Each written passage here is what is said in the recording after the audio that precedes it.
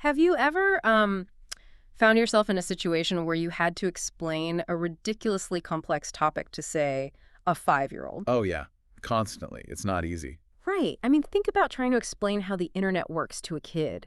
Or maybe you're trying to explain the mechanics of how a mortgage is calculated. Good luck with that. Exactly. Or, like, compound interest to a kindergartner. Yeah. You can't exactly sit them down and just hand them a graduate-level textbook on network routing protocols or macroeconomics. No, it just wouldn't work. Yeah. The child would just stare at you blankly. Yeah, so what do? You have to radically simplify the concept. You completely change your vocabulary.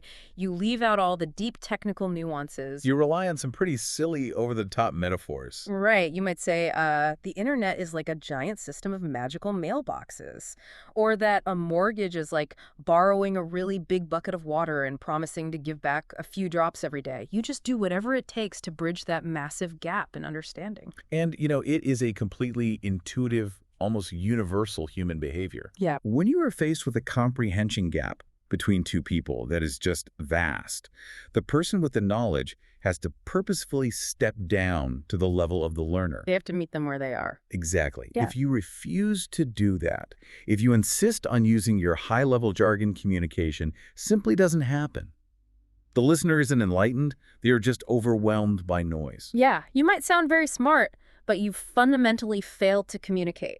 Which defeats the whole purpose. Well, it turns out this universal communication struggle is actually the key to unlocking one of the most profound ideas in 16th century thought. And that's what we are getting into today. I'm really looking forward to this one. Me too. This deep dive into our source material is analyzing a concept from the theologian John Calvin. It's known as the Principle of Divine Accommodation, or in the original Latin, accommodatio.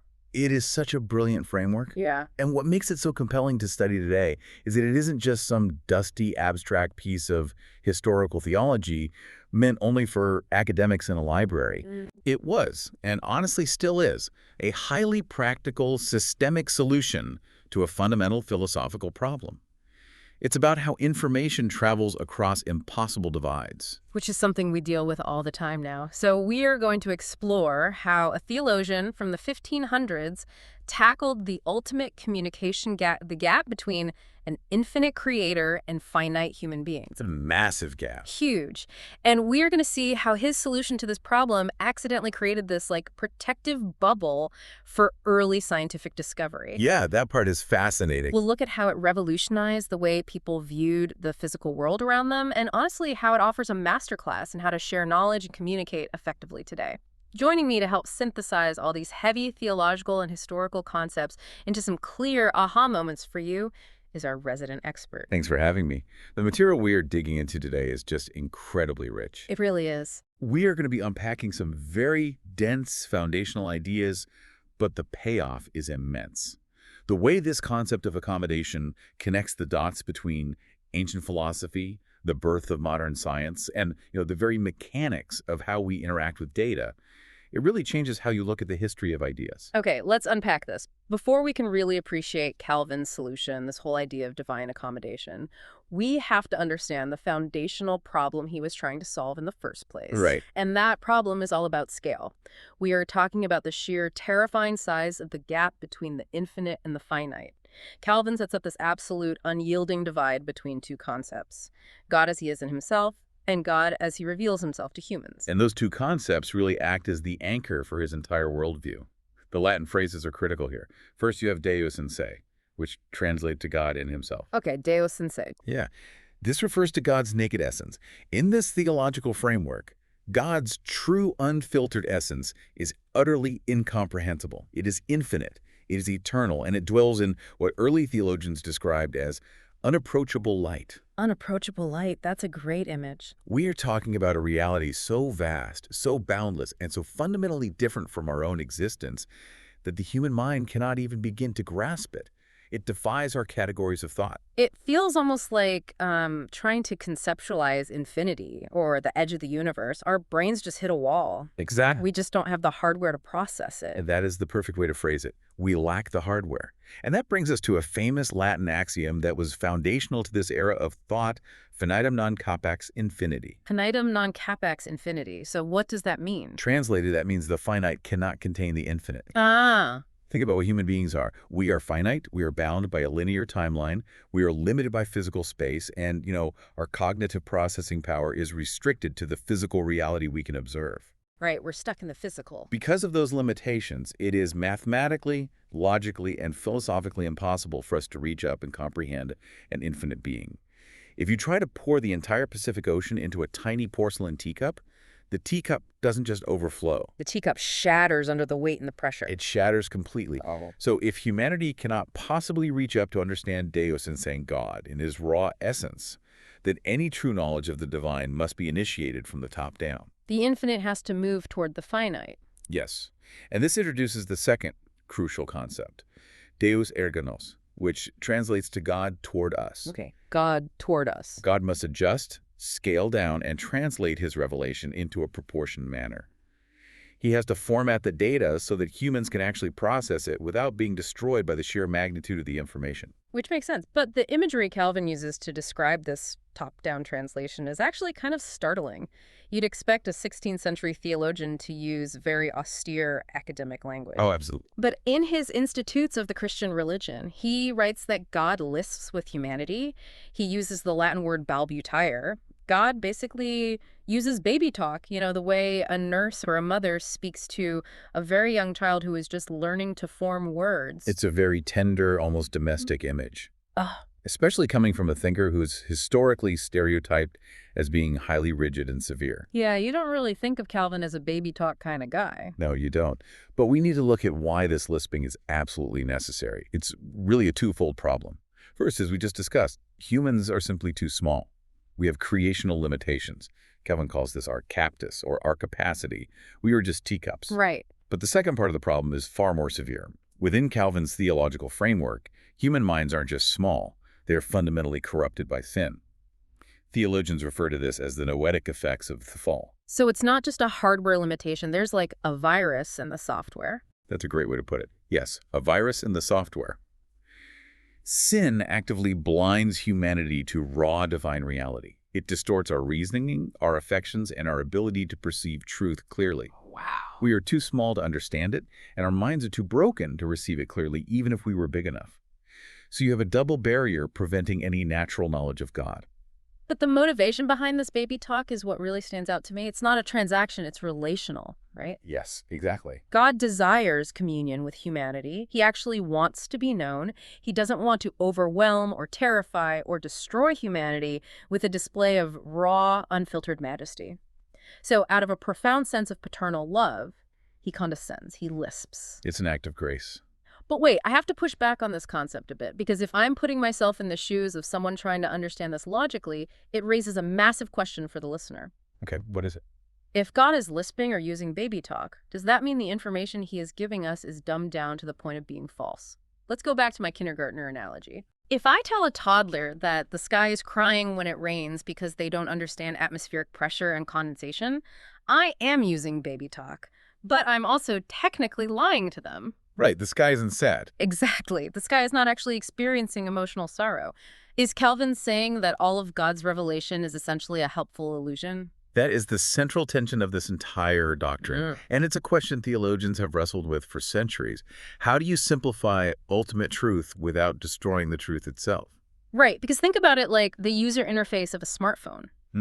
When I want to open my email, I tap a colorful little envelope icon on a glass screen. Yep. I'm not writing raw binary code. I'm not engaging with the actual microprocessors, the RAM, or the physical circuitry of the device. The envelope icon isn't the whole literal reality of the computer's architecture. No, it's an abstraction. Right. But it isn't a lie either. It's a functional, accommodated truth that allows me to interact with a highly complex system effectively without needing a degree in computer engineering. Is that what Calvin means by lisping? The smartphone interface is actually a very modern, brilliant way to grasp what Calvin was getting at. No. Calvin emphatically does not believe the accommodated revelation is a lie, a myth, or an illusion. Okay, good. The scholar Paul Helm offers a really helpful way to understand this. He points out that this accommodated language is transposed into a lower register. Transposed, like in music. Yes, think about music. If you have a piece of music written for a high soprano and you want a baritone to sing it, you have to transpose it into a lower key. The melody is exactly the same. The relationships between the notes are the same, but it's physically shifted to match the capacity of the singer. Exactly. The transposition doesn't make the song false, it makes the song singable. I like that. Helm notes that this lower register of divine communication is strictly controlled by literal essential truths about God's character. We are forbidden from speculating about God's hidden raw essence because we just don't have the capacity for it. But the app icon, the baby talk, is fundamentally true and reliable. So we get true knowledge, just not comprehensive knowledge. Exactly. We gain true knowledge of God. The baby talk isn't deceptive. It is an entirely accurate translation of the infinite into the finite. That makes perfect sense. It's tailored for our interface. Now, moving on to the historical background, did Calvin just invent this brilliant concept out of thin air while sitting in his study in Geneva? Because it feels so perfectly tailored to his specific theological system. It might feel that way, but he absolutely did not invent it. Calvin weaponized the concept, sure, and he elevated it to an unprecedented level of systematic importance. But the genealogy of this idea is ancient. Like how far back? It goes all the way back to ancient Jewish biblical interpretation and, most prominently, to the early church fathers in the first few centuries of Christianity. Wow. The early church was dealing with this too. John Chrysostom is a major figure brought up in our sources here. I know he was an early church father known for his preaching, but how did he utilize this idea? Chrysostom was instrumental in developing the concept, and he used a Greek term for it, synkatabasis, which roughly translates to condescension. Synkatobis. Right. And you have to understand the historical context of why Chrysostom was developing this. He wasn't just sitting around philosophizing. He was in a theological street fight. He was using synkatabasis as a defensive weapon. A weapon against who? Against critics of the Old Testament, specifically philosophical groups like the Gnostics and the Manichaeans. Okay, for our listeners who might not know, who exactly were the Gnostics and Manichaeans, and why were they attacking the Old Testament? Well, these were highly influential religious and philosophical movements that embraced a form of radical dualism. Essentially, they believed that the spiritual realm was entirely good, pure, and elevated, while the physical, material realm was inherently evil, corrupt, and degraded. Matter is bad, spirit is good. Exactly. So because of this worldview, when they read the Hebrew scriptures, they were horrified. The God depicted in the Old Testament seemed overly crude, physical, and primitive to them. Because the Old Testament is very earthy. You have a God who demands animal sacrifices, who speaks from burning bushes, and who is described with highly physical characteristics. Exactly.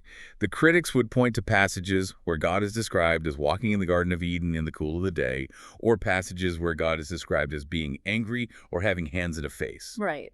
To a Gnostic, who believed the physical world was a prison, the idea of a supreme transcendent deity having a body or experiencing human-like emotions was philosophically offensive. They thought it was beneath the dignity of the divine. So they just rejected it. Pretty much. They argued that the Old Testament God must be a lesser, flawed, perhaps even evil creator deity, distinct from the pure spiritual God of the New Testament. Man, that's a massive threat to the continuity of the Bible. So how did Chrysostom use condescension or synkatabasis to defend against that? He deployed the concept to argue that God was not actually crude or limited. The critics were reading the text with a wooden literalism. They were taking it too literally. Right. Chrysostom argued that when the text describes God walking or having physical features, God is intentionally appearing not as he truly is in his infinite spiritual essence, but in a proportioned manner tailored specifically to human weakness. Oh, I see. God is stepping down into the mud, so to speak, to communicate with creatures made of mud. He was condescending to their level to be understood by an ancient, unrefined audience. It's an incredible defense. You aren't denying the text, but you are explaining its method. And it wasn't just Chrysostom. Augustine of Hippo used this concept too. Yes, he did. He had this beautiful piece of imagery where he describes scripture as walking softly, like a mother with a toddler.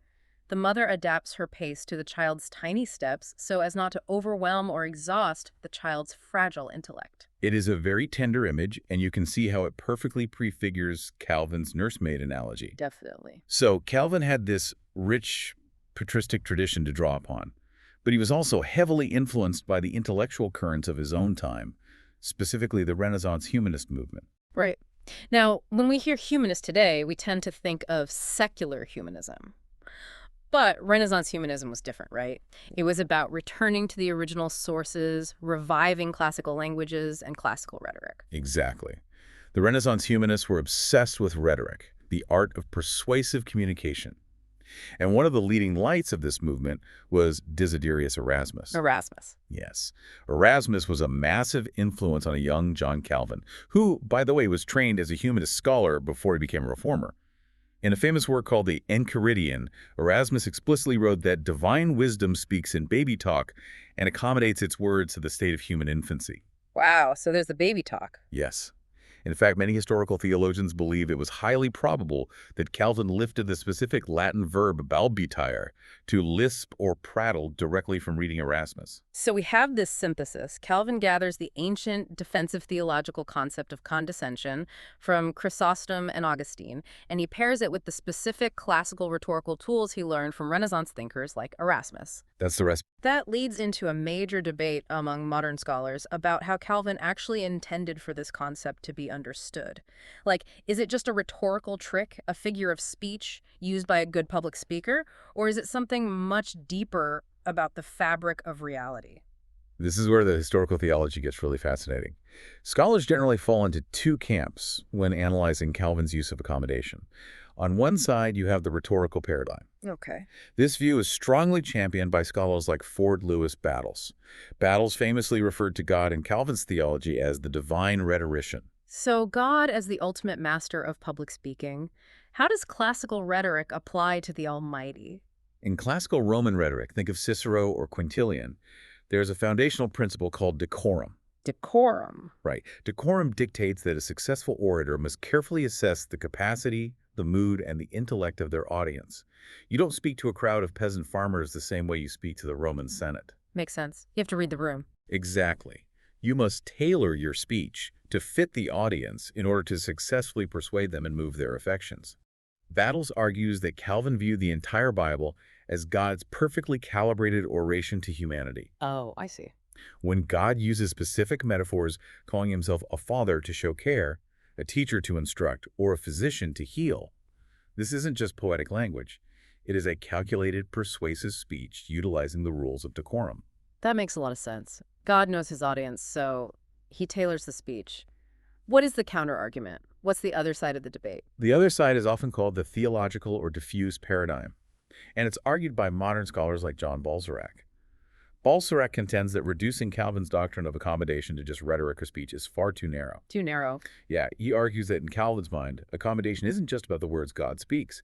It is a diffuse reality that encompasses God's actual actions in human history. So it's not just a communication strategy, it's an operational strategy for managing a fallen world. Exactly. It includes the physical incarnation of Jesus Christ, the sacraments of the church, and even divine concessions to human stubbornness in giving the moral law. God doesn't just speak in baby talk. He acts in a way that is scaled down to our level. To really drive home how massive this idea was, we should look at how Chrysostom applied this concept across 5 different theological arenas. The early church used it defensively, but Calvin took these 5 arenas and built them into a massive, systematic machine that touched every part of his theology. He really did. Let's walk through those 5 arenas because it shows how this isn't just a minor footnote for a theology nerd. It is the operating system. Let's do it. The first arena is articulating divine transcendence. Accommodation provides the language to explain the absolute ontological distinction between the infinite creator and finite creatures. Without accommodation, you risk blurring the lines and making God just a bigger, more powerful version of a human. Right. And the second arena frames divine condescension. It explains the mechanics of God willingly crossing that unbridgeable gap out of sheer love. And the third arena provides an exegetical key, a way of interpreting the Bible, specifically regarding anthropomorphic language, which we'll dive into more in a minute. It tells us how to read the physical descriptions of God. Correct. The fourth arena is Christology. This is monumental. It applies the concept of accommodation to the physical incarnation of Jesus, viewing the God-man as the ultimate physical translation of the infinite. Wow. And finally, the fifth arena establishes a homiletical mandate. It dictates how human pastors are supposed to preach to their local congregations based on how God has preached to humanity. So if we take this diffuse paradigm seriously, if accommodation isn't just about ancient speeches, but about God's actions and the very nature of reality, how does that change the way we look at the physical universe right now? Let's move from the ancient text into the physical world. How does the infinite squeeze into the finite physical realm? This transition brings us to one of Calvin's most famous and frankly most poetic concepts. He viewed the entire physical universe as the theater of God's glory, or the theatrum gloriae Dei. The theater of God's glory. The word theater implies an audience, a stage, and a performance. Yes.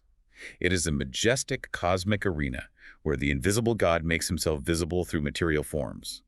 The audience is humanity, and the performance is the display of God's attributes.